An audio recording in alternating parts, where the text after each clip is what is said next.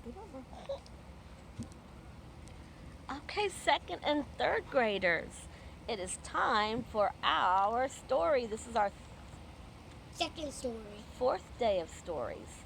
So here we go. We are on Buffalo Before Breakfast, and we are on Chapter 7, White Buffalo Women. She has good medicine, said Black Hawk. Annie doesn't have any medicine, Jack said. She just has a way with animals.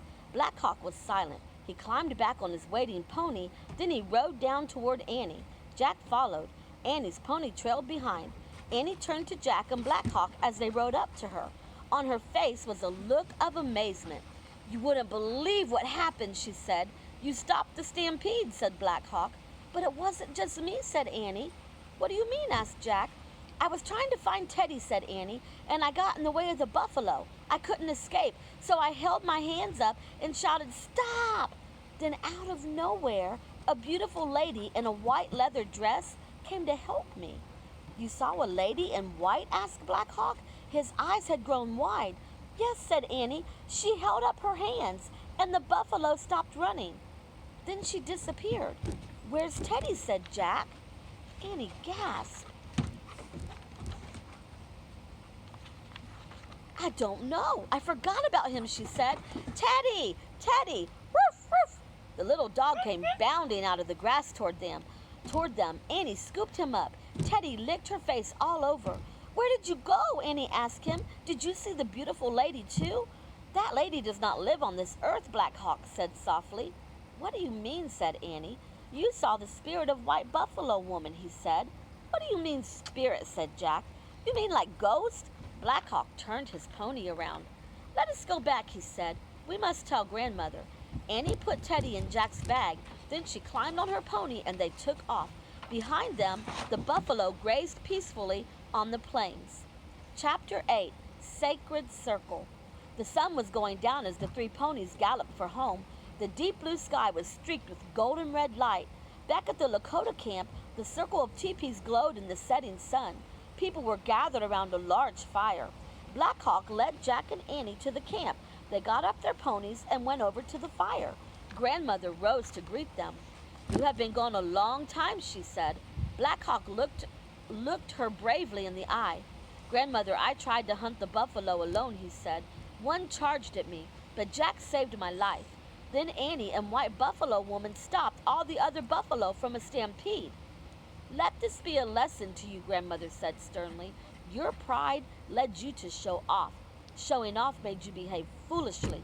Your foolishness frightened a buffalo. He frightened others. One thing always leads to another. Everything is related. I am sorry, said Black Hawk. He hung his head. I have learned. Jack felt sorry for Black Hawk. I make mistakes sometimes too, he said softly. Me too, said Annie. Grandmother looked at Jack and Annie. Buffalo Girl and Rides Like Wind showed great courage today, she said. Jack smiled. He loved his new Lakota name, Rides Like Wind. We welcome you to our family, said Grandmother. The evening shadows spread over the camp. Someone began beating a drum. It sounded like a heartbeat. Come, sit with us in our circle, said Grandmother. They sat with her near the warm fire. A cool breeze blew sparks into the gray twilight. An old man held a long pipe up to the sky. He pointed it to the east, south, the west, and the north. Then he passed the pipe to the next man in the circle. The man put the pipe to his lips and blew smoke into the golden firelight. Then he passed it on. The smoke from the sacred pipe joins all things to the Great Spirit, Grandmother said to Jack and Annie. The Great Spirits? Asked Annie.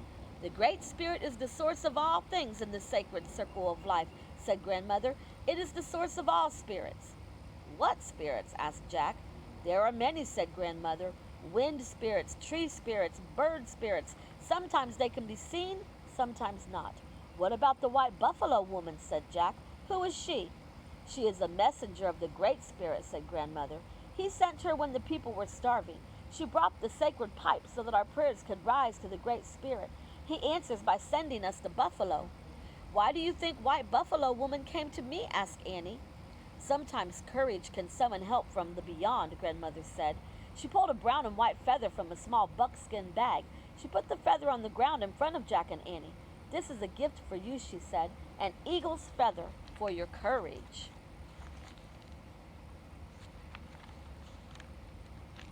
"Urf, urf!" Teddy wagged his tail.